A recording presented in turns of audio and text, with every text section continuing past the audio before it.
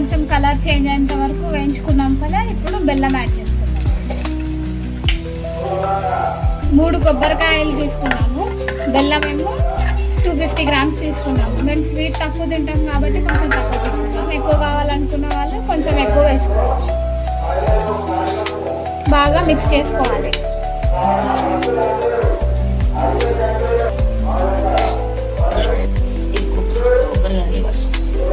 బెల్లం కరిగేంత వరకు కొద్దిసేపు వేయించుకోవాలి.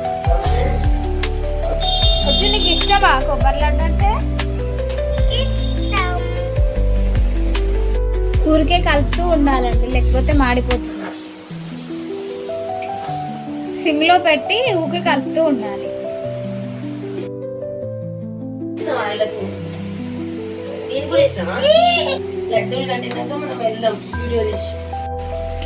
చూడండి, ఆల్మోస్ట్ బెల్లం అంతా కరిగిపోయింది.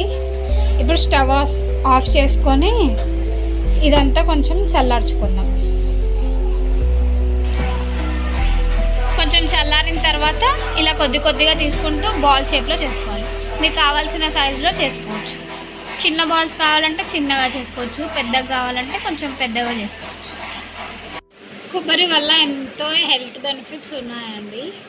మన స్కిన్కి, హెయిర్కి, బోన్స్కి and vitamin B and C కూడా ఉంటాయి. సో మీ హెల్త్ కోసం మీరు కూడా ట్రై చేయండి.